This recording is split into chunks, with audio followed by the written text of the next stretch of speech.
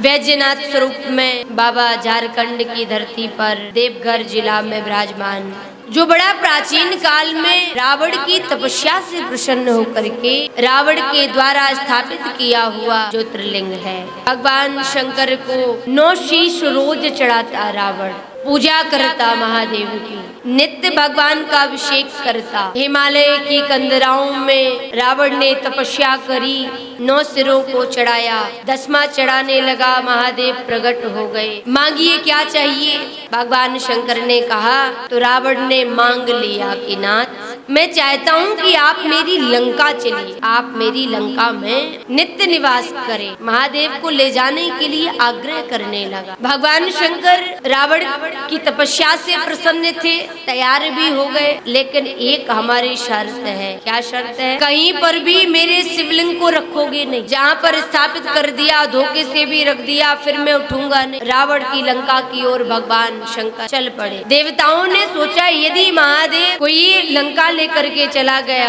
अकेले भगवान की पूजा करेगा, सभी को दर्शन मिले, सभी का कल्याण। भगवान व्यक्ति विशेष के लिए थोड़ी धरा पर आए हैं, भगवान तो जगत के कल्याण के लिए धरा पर आए हैं। भगत भूमि भूसुर सुर विसुर जन हित लागी कृपाल, मैया भूमि का भार उतारने के लिए, भूमि के जो देवता हैं ब्राह्मणों की रक्षा के लिए, सज्जनों की रक्षा के लिए, माता गैया की सेवा के लिए रक्षार्थ है जन हित लाग। देवताओं के ताप संताप को नष्ट करने के लिए, देवताओं के द्वारा जो अनुग्रह किया गया महादेव से, उसको देवताओं के द्वारा अनुग्रह करने पर महादेव स्वीकार करते। भगवान विष्णु को याद किया, अब कोई लीला करिए, अब कोई रचना करिए। गरुड़ को भगवान विष्णु ने आदेश दिया। रावण जिस समय महादेव के शिवलिंग को लेकर के चल रहा था, देवघर आया, रावण को लघु शंका लगी।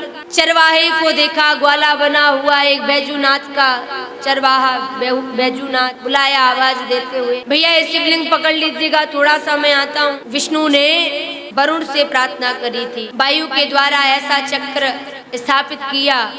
बहुत समय लग गया रावण को और विष्णु स्वयं उस लीला को करने लगे। उस चरवाहे ने उसी स्थान पर उस शिवलिंग को रख दिया देवघर में। अब महादेव ने कहा था कि यदि मुझे एक जगह रख दिया तो फिर मैं दूसरी जगह जाऊंगा नहीं, वहीं पर स्थापित हो जाऊं। रावण ने आकर के जब देखा तो महादेव को बैजू ने वहीं विराजमान कर बड़ी प्रार्थना करी, लंका चलिए, लंका ले जाने के लिए आपको साथ लाया था, आपको मैं लंका में स्थापित करूंगा। महादेव ने कहा रावण अब मैं इसी जगह पर बैठा हूँ, इसी जगह पर कल्याण करूंगा जगत का।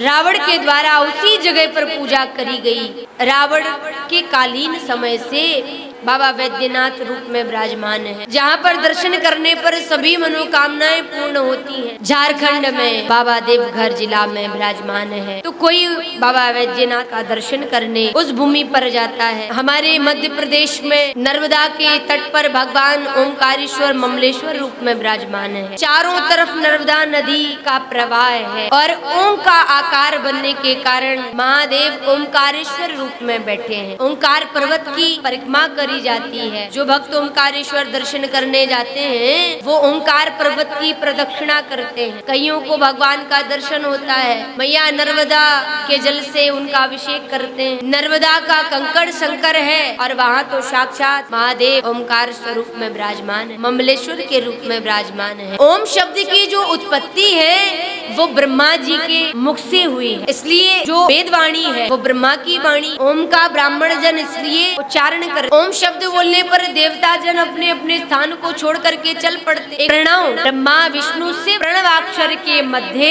ये तीनों एका, ओम में सभी देवता समाहित हैं। ओम शब्द जिन्होंने बोला, ओमकार का उच्चारण किया, ये सब देवता उसके पास बिना बुलाए चले आते। जैसे माँ सरस्वती का आवाहन करने पर, मैया सरस्वती का उच्चारण करने पर अपने पिता ब्रह्मा के घर को सरस्वती छोड़ करके चली आती है, इसी प्रकार ओमकार का उच्चारण करने पर देवता जन अपने अपने लोक को छोड़ करके चले आते। भगवान नर्मदा नदी के तट पर ओमकार स्वरूप में विराजमान ओमकारेश्वर ज्योतिर्लिंग ज्योतिर्लिंग रूप में दर्शन दे रहे हैं। झारखंड में बैद्यनाथ बाबा, महाकाल उज्जैनी की नगरी में, त्र्यंबकेश्वर नासिक में, और भगवान के किसी न किसी भक्त के कारण महादेव प्रकट हुए। उनकी भक्ति का प्रतीक है ज्योतिर्लिंग। भगवान के भक्त जो हुए, इनकी भक्ति का प्रतीक है ज्योतिर्लिंग। इतिहास में यदि देखा जाए, किसी साधक जन ने भक्ति के कारण, वहाँ पर दृढ़ आस्था के कारण प्रकट किया। भगवान होते नहीं है, कोई कहे कि भगवान है, नहीं, भगवान को प्रकट करना पड़ता। आप देखिए ना, ये जो भगवान हमारी आस्था का विषय है। एक पत्थर, भक्त की आस्था के कारण उस पत्थर में प्राणों का संचार हो जाता है। वो पत्थर हमारी कामना सुनने लगता है, कामना की पूर्ति करने लगता है, हमारी दृढ़ता के कारण। यदि आस्था ना हो तो भगवान की मूर्ति में भी लोग पत्थर देखने लगते हैं। तृणावर्त आया था, चक्रवात, गोल गोल हवा गर्मियों के समय में जो उठती है, भगवान कृष्ण को उड़ाकर आकाश में ले जाऊंगा, वहीं से फेंक दूंगा, आया था ना ब्रज में। श्रीमद् भागवत में वर्णन है कि जिस समय वो चक्रवात स्वरूप में तृणावर्त श्री कृष्ण को उड़ा करके आकाश में ले जाने लगा, उसको लगा कि मैं तो बालक को लेकर आया था। भगवान ने इतना वजन बढ़ाया कि वो देखने लगा कि मैं सच में बालक लेकर आया या फिर मैं किसी पत्थर को लेकर तो नहीं आ गया। भगवान ने कहा, वाह रे वाह, दुनिया पत्थर में मुझे देखती है, मेरा दर्शन करती है, और तू मुझ में ही पत्थर को देखने निकला, इसलिए पत्थर पर ही पछाड़ूंगा। और तृणावर्त को भगवान ने उसी आकाश से पत्थर पर पछाड़ा, उद्धार कर दिया। तो भगवान हमारी आस्था का विषय है। हमारी दृढ़ता के कारण ये मूर्ति बोलने लगती है, भक्त रुदन करता है, प्रसाद पवाता है, ठाकुर जी पा लेते हैं। जल ग्रहण करवाता है, भक्त ग्रहण भी करते हैं। किसी भक्त को चिंता होती है कि अभी ठाकुर जी को कुछ खिलाया नहीं है, हमारे ठाकुर जी भूखे होंगे, तो माँ कर्मा की खिचड़ी भी वो मांग मांग करके खाता है। कर्मा बाई की खिचड़ी याद है ना? जगन्नाथ के भात को जगत पसारे हाथ, उड़िया मांगे खिचड़ी, बंगालिन मांगे भात, साधु मांगे दर्शन, महाप्रसाद। जगन्नाथ की महिमा। मैया कर्मा सोचती थी, मेरो लाला उठेगो भूखो रह जाएगा, मैं यदि गाय को धोने जाती, काम करती, देरी हो जाएगी, नहाती, स्नान करूंगी, देरी हो जाएगी, बालक रोने लगेगा, इसलिए मैं बासे शरीर से ही खिचड़ी बना देती हूँ, प्रसाद पवा दूंगी, जागेगा वैसे ही दे दूंगी, छोटो सो लाला है ना, भूख लगती ज्यादा। भगवान उसकी आस्था से उस खिचड़ी को रुदन भी करते। भगवान की भक्ति का प्रतीक ज्योतिर्लिंग है। यदि कोई पूछे कि ज्योतिर्लिंग क्या है, तो भगवान के भगत की भक्ति का प्रतीक ज्योतिर्लिंग है।